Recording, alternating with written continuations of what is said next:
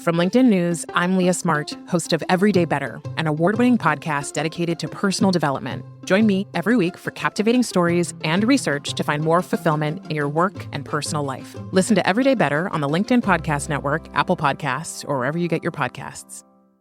Break language barriers instantly by translating up to 44 languages in real time with the HP AI PC, powered by the Intel Core Ultra processor. With the right tools, work doesn't have to feel like work. Learn more at hp.com/AI PC. Hey, I'm Kwame Christian, and you are about to step into the world of Negotiate Anything, the #1 negotiation podcast in the world where we teach you how to make difficult conversations easier while getting more of what you want in the process. Each episode is packed with practical tips and strategies from the experts. We delve into negotiation, conflict resolution, and leadership skills that are crucial in both business and in life. Whether you're closing a deal, managing a team, or navigating personal relationships, Negotiate Anything provides you with the tools you need to succeed. Our conversations are real, relatable, and most importantly, rooted in practicality. So if you're ready to transform your conversations and elevate your negotiation skills, join me on Negotiate Anything. Subscribe and listen on Apple Podcasts, Spotify, or wherever you love to listen. Let's make every conversation a winning negotiation. Omar, thanks for joining us. Thank you, Kwame. Hey, it's a pleasure to be on. A big fan of the American Negotiation Institute and your show. So honored to be here, man. I mean, this is a topic I love to talk about. So it's great to be here. Thank you, man. I appreciate it. And we're excited to have you. And like I said, off air, I really admire the brand that you've built in such a small time. It's super impressive. So I want the listeners to get to know you. So how about we get started by telling the listeners about yourself and what you do? Yeah. Long story short, I'm a boy from Texas, grew up on the border, went to medical school at Texas Tech University. Halfway through, figured out I could see myself doing other things. I dropped out, started off in the medical technology space over 10 years ago, did robotic surgery sales for a few years, and then moved into marketing. And for the last 9-10 years, what I've really focused on is the psychology of product adoption and, more importantly, persuasion at scale, which is why, I'm very big on utilizing social media to persuade at scale, whether it's selling a service or driving product adoption or raising money.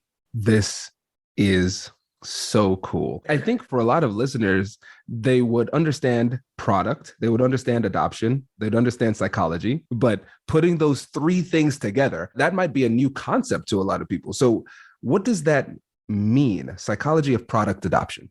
Yeah. If you think about it, whether it's the iPhone in your hand or, the wearable Whoop thing on my wrist, we all adopt products or technologies in certain ways, right? And if you think of a bell curve, on the very far left of that bell curve, there's a small amount of people who you can call tech enthusiasts, right? These are people who line up outside the iPhone store or Apple store, day one before the iPhone was released. They didn't even know if it's a good tech. They just want to adopt it.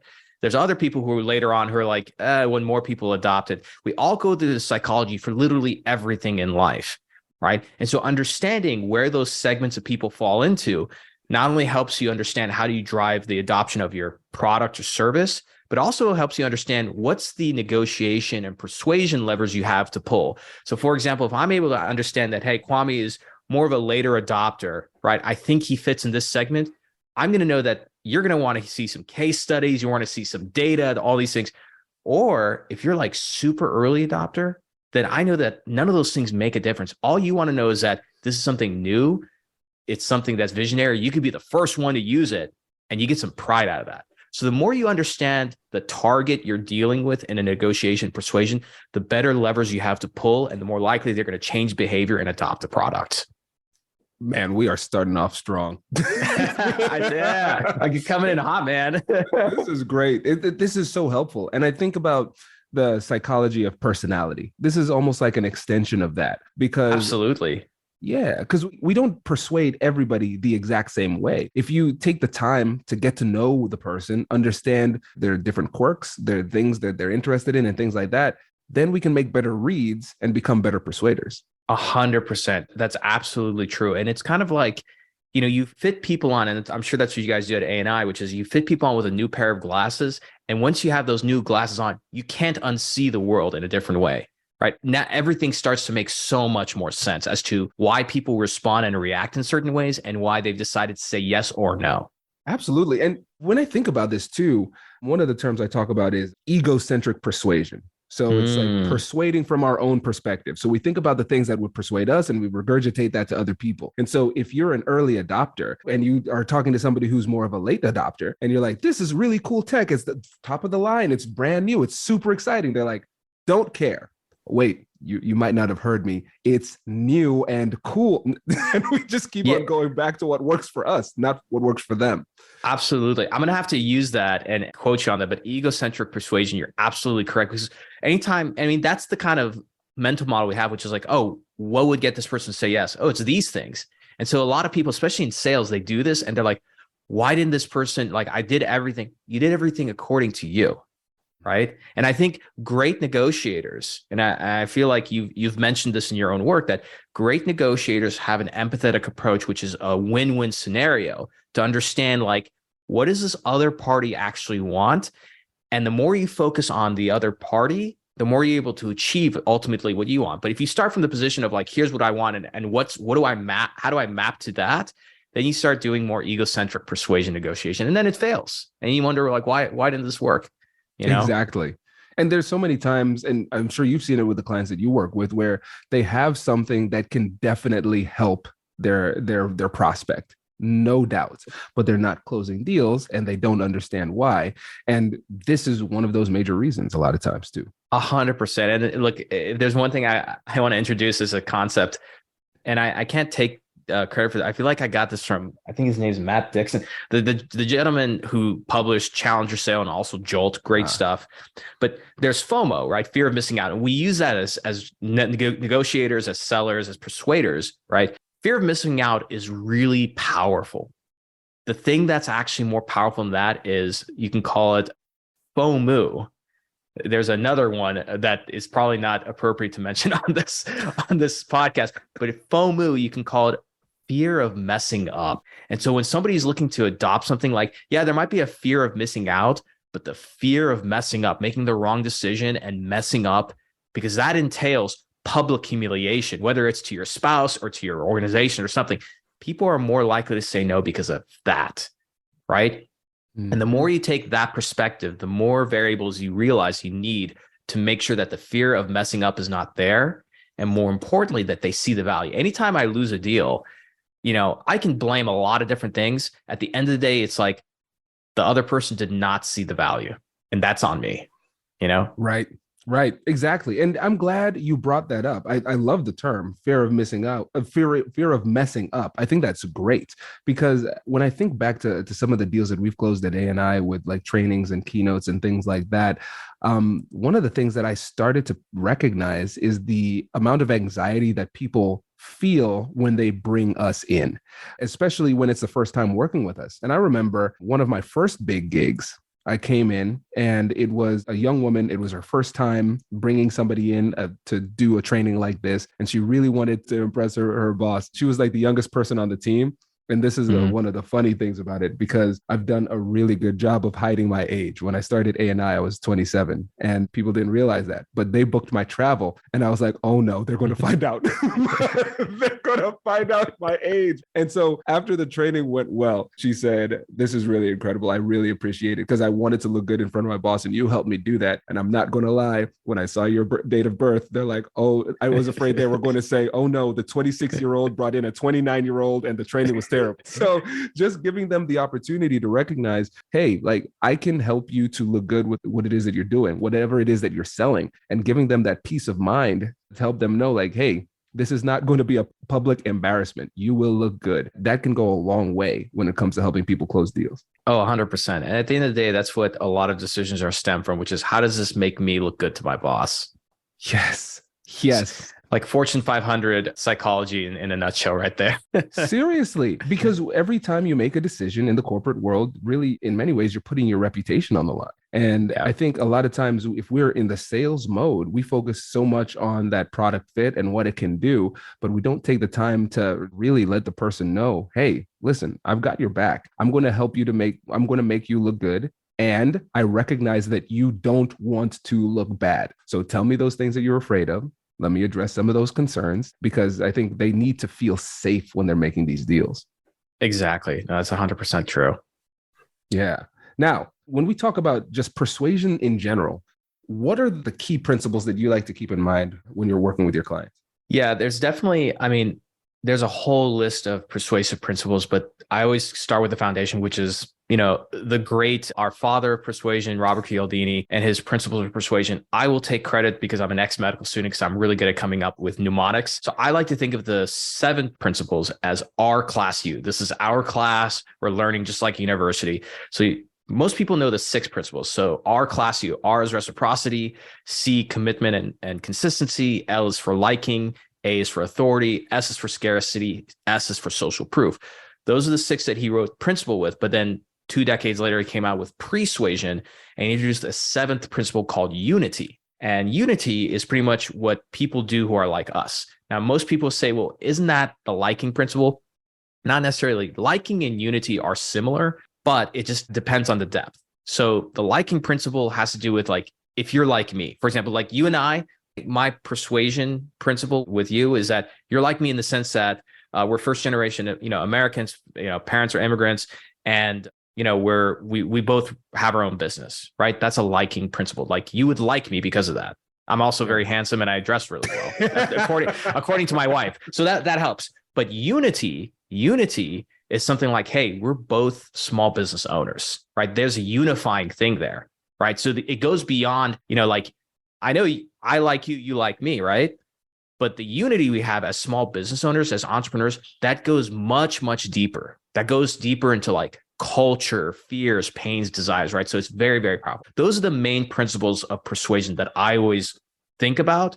And again, when you come up with a negotiation, right, nobody knows the power of adding those different ones together, right?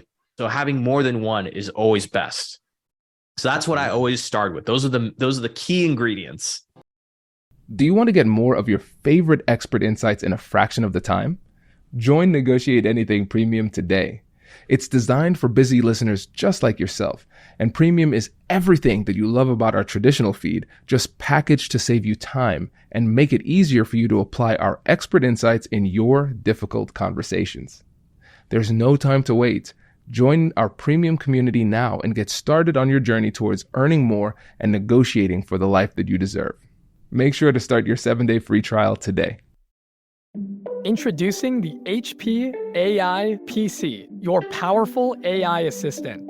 Easily search through personal files, gain valuable insights, and make smarter, more informed business decisions. Unlock the future of work today with the HP AI PC, powered by the Intel Core Ultra processor. With the right tools, work doesn't have to feel like work. Learn more at hp.com/AIPC.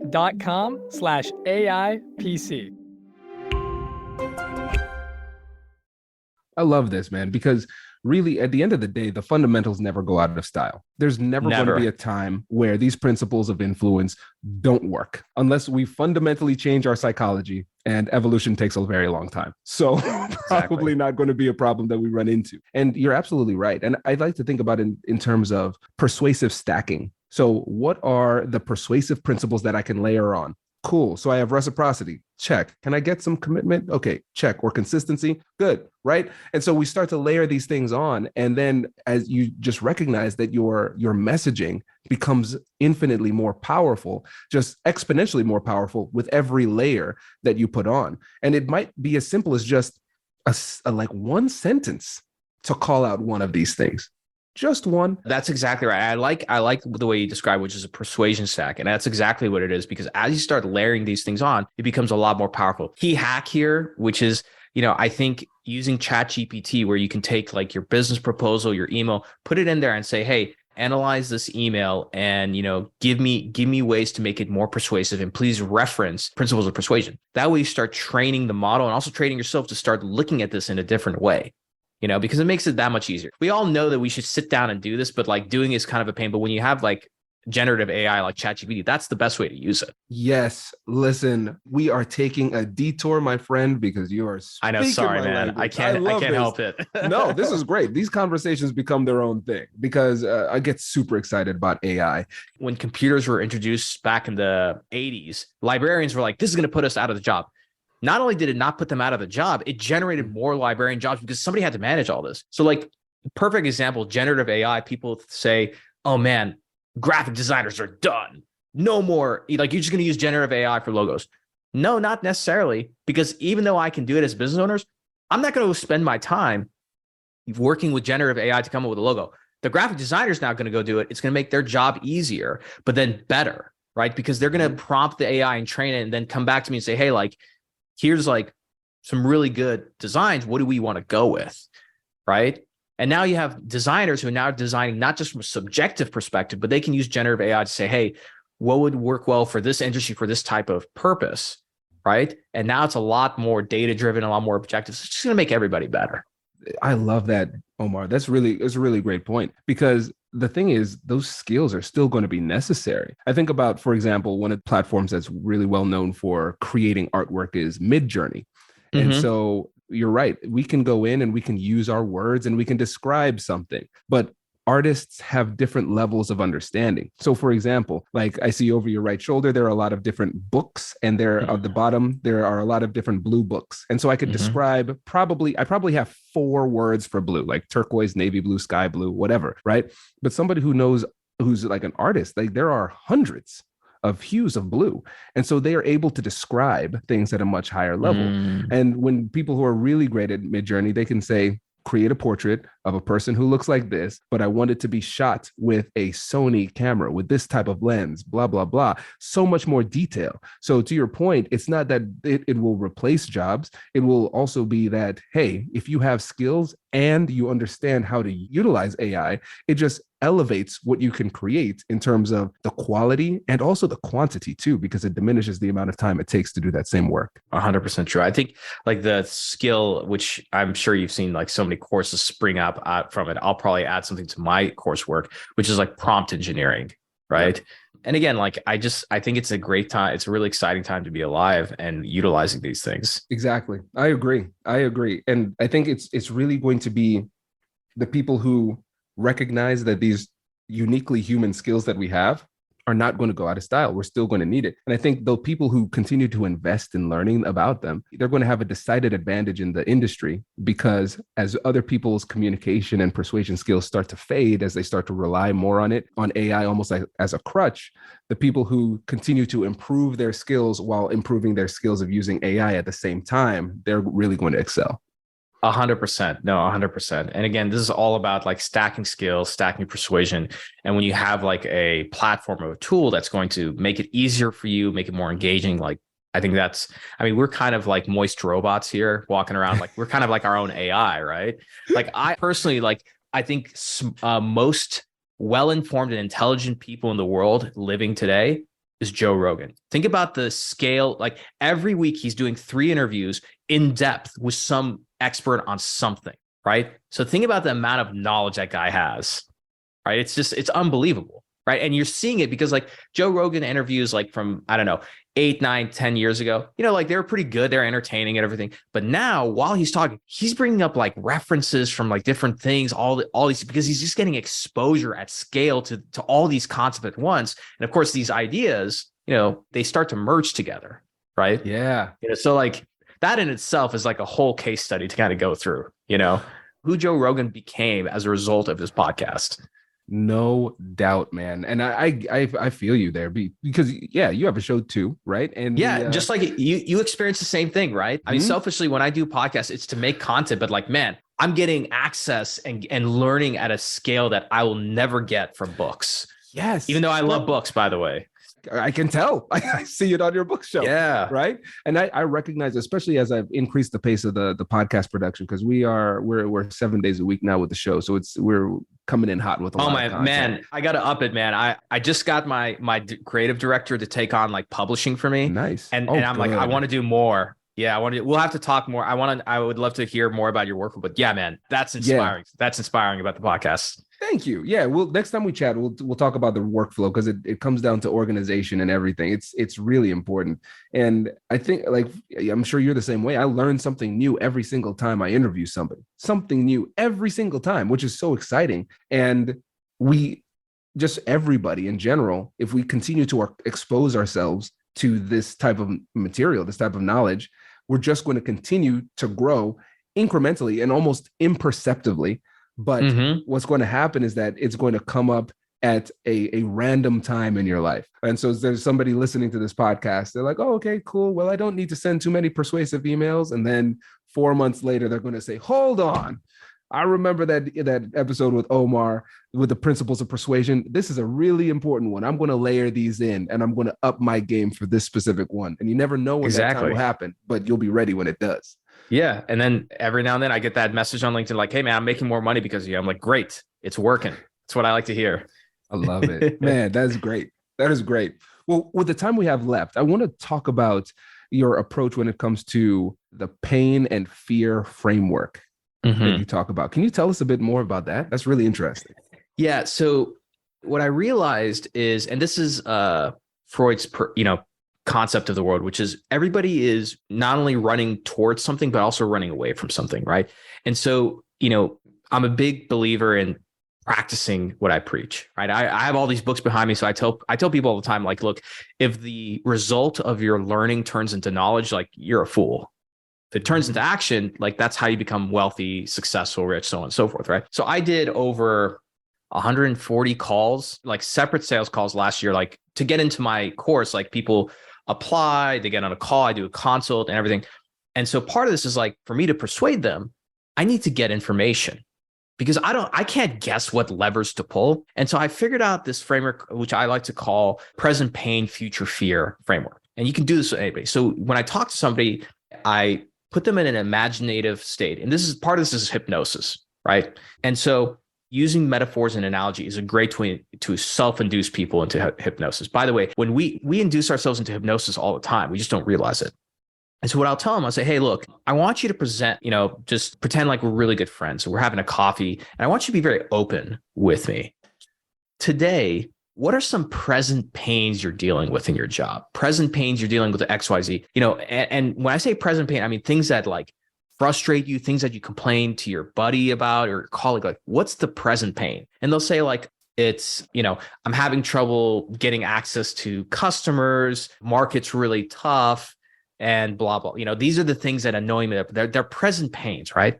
So now I got to amplify these things. I'm like, okay, so if, you continue to not have access to your customers, you're finding it difficult to sell, you can't go sell in person to all these things. What is going to happen if, let's say, nothing changes and those just get worse, like a year or two from now? And they'll say like, oh, I won't hit quota. And this is where the future fear is, where I say, okay, what's the future fear that if these things don't get taken care of, this thing is going to happen? And you got to really dig and push people because a lot of people, they're not used to talking about this. And so the first time they start talking about it, you'll see them like self-induce into hypnosis and they'll go off and start imagining, but you got to take it further. You got to say, so they'll say, oh, I'm going to miss my sales quota, or I'm going to get put on a performance improvement plan. Is that the worst thing that's going to happen? And they're like, no, if that happens, like I'm going to put my career at risk. I'm like, what event would happen? They're like, well, I could get fired. And then you got to take it further. It's like, okay, if you get fired, what's going to happen? Like, well, we might miss rent. I'm going to have to ask my wife to work more, all these things. And so now you've been given all of the things that you need to persuade this person. And by the way, just because somebody listening to this podcast is going to be like, and this is my annoying, like public service announcement guy voice. Oh, but Omar, that's manipulation. Here's why it's not manipulation. Manipulation is getting somebody to do something that they would not want to do otherwise, and it doesn't help them. I think true persuasion comes from the point that if I deep down genuinely know that my program or whatever I'm doing is going to really help this person, it might save them, I have an ethical responsibility to attend to any emotions they're dealing with to help them get over that and make a good, objective business decision, which always stems from subjectivity, right? Every decision we make is emotionally based, right? So I got to understand what are the emotional barriers this person has in their head, whether it's this is too expensive, or I don't have time. It's like, hey, yeah, those are legitimate pains to deal with. It's not as painful as unemployment. So that's my present pain, future fear framework, right? And again, my big thing about persuasion, about negotiation is that the more curious you are about the person, the more empathetic you are, the deeper you dive. You got to hold their hand and take them to that place, right? Then you're going to be given all the things you need to help that person. Omar, this is a masterclass. This is really helpful too, because I'm thinking about all these conversations, digging into that present pain, but being very mindful about taking them on that journey. It's just like, you're not just saying, what are your challenges? In general, they can go anywhere. But it's like, right now, what is it that you're feeling? Like, what are those challenges? And then walking them through that, so powerful. And then you kept digging, because a lot of times we ask shallow questions. And that doesn't mean that the question that you ask by itself is shallow. Is that usually it requires a set of questions to get depth. And a lot of times we let people go, what are some future pains? Well, I might get on a performance improvement plan. Well, that would stink, wouldn't it? And then you move on. It's like, no, there's so many more layers that you can get to. And when I want to give you an opportunity to talk about the hypnotic state, because I think a lot of people, if they're not familiar with the psychology of hypnosis, they might think about the stage hypnotists that have people like twirling around on stage. So when you're talking about hypnosis, what does that mean? Yeah, hypnosis means you're induced in a state where you're going to be a lot more open to divulge, not just, share information, but also to use your imagination to get into a state where you're more receptive to like certain messages. So, and again, hypnosis, there's a whole range of things, getting trained, reading books, applying it, learning. For me, I'm not classically trained. A lot of it's just self-taught and just, what I've gone through on my own. And of course, I've been hypnotized many times as well. But what I'd say, like, here's a perfect example, is that we have an operating system of language we use, and it's either kinesthetic, auditory, or visual. So if I tell somebody, hey, here's a video of a beach, I want you to describe it to me, they might say, oh, I could see the waves, right? Or they might say, I can hear the waves, or I could feel the sand, right? And so understanding what operating system somebody uses to describe things is also important for persuasion. So if you're a kinesthetic person, which is like 60% of people, most of the time you use a physical thing like, hey, we got to get a handle on this, whatever. But if I'm talking to you and I say, we got to see a solution here, we got to see the light, whatever, you have to translate into what's applicable to you. Now, we switch systems all the time, just like switching right hand to left hand. But I promise you, like, I'm much better off using my right hand than my left hand. You see what I mean? And so just noticing what operating system somebody uses in terms of their language makes it easier for them to get into that hypnotic state, which again, you want them to start imagining. Imagination is the most powerful tool of persuasion. To get to that state, you have to use operating language that person uses. You got to use analogies that make sense. Like, for example, this is a classic one in my industry. The majority of my industry, which is medical sales reps, there's a large amount of them who are male. I sympathize and empathize with the female reps because they're used to just hearing sports analogies all day long. And I tell my sales guy, I'm like, look, is it possible that you're dealing with a female rep who understands sports analogies? Highly likely, but you should not assume that, right? Use something else. That does not mean use a female-based analogy, but use something that somebody can relate to a little bit better. Right. So instead of like using a football analogy of let's say scoring a touchdown, right? Maybe use it as like the first time you got a promotion or something, right? So you use something different, right? Be a little bit more creative with your analogies. This is great. And on that last point, that is feedback I've received too from my chief operating officer, Steph Pallai. She let me know. She's like, yeah, you use a lot of sports analogies and you lose the women in the crowd when you do that. I've watched. And so it's important to recognize that too. And we're so rooted in our own experience that, again, it's egocentric persuasion. It makes sense to us, so we use it with other people. Same with the way that people learn and process the information. So it's like, yeah, can you see where we're going with this versus how does this feel to you, right? How does this sound to you, right? We could be referring to the exact same thing more or less, but we're being empathetic by taking the time to listen to what the other person is saying, understanding how they're perceiving the world, and then using the type of language that would resonate with them. Absolutely. And just, I have to make a note of this real quick. Like, one thing is like, sports analogies are still fine to use. I always tell people it's very important to understand this. Analogies are fantastic, for explaining a situation, simplifying a concept. Analogies are not or should not be used for persuasion. You can't look at something and be like, oh, using this is like, I don't know, riding a bicycle backwards. It's like that explains it, but it's not going to persuade me, right? So always use analogies to simplify a concept. Don't use it to persuade somebody. Oh, hold up. We were right at 4:30 and I'm like, well, this was good timing. No, Omar, now we got to address that too, because that is such I'm good a good point. I'm good on time. I mean, you have your kids at home, so like I'm good on my time, you know. Let's do it. You take it as far as you want, man. Yeah, I need to dig into this one because that is so good. Go deeper on that point. Yeah. So like the reason why is that, again, when you use an analogy, usually it's from your own perspective of what makes sense, right? And it's okay to use it to deconstruct a situation and simplify it, right? And can analogies be persuasive? Of course they can. You can use the right analogy and it would not only explain a situation or concept to somebody, but they'll be able to relate to that analogy and be persuaded. It's not enough by itself, because think about all the other things here. If you look at a list of persuasive themes, analogies are close to the bottom next to we're using word salad, a lot of people just talk ad infinitum. That's not persuasive. The very top of that list, in my opinion, things that are rooted in fear, so big fear, and identity. Those are the two most persuasive themes. Something that has to do with fear, something has to do with identity. And I would put fear at the very, very top of that list. And again, we talked about this earlier. The two themes that we talked about both have to do with fear of missing out, fear of messing up. Yeah. Oh man, this is gold. This is gold. And I know people are listening and saying, listen, I need more Omar. So can you let them know how they can get in touch with you, tell them about the show and everything like that? Absolutely. So I'm on all social media platforms. Just look me at Omar M. Khateeb. My MedTech podcast is called The State of MedTech. And you can follow that. If you're more interested into the books, persuasion, I talk about all this stuff. I have a YouTube channel. Just look up Omar M. Khateeb, or look up my podcast, which I'm kind of bringing back, called Mind Loom with Omar M. Khateeb. And that's the one where I cover, essentially, it's a podcast for really dangerous ideas. So your listeners might like that one more.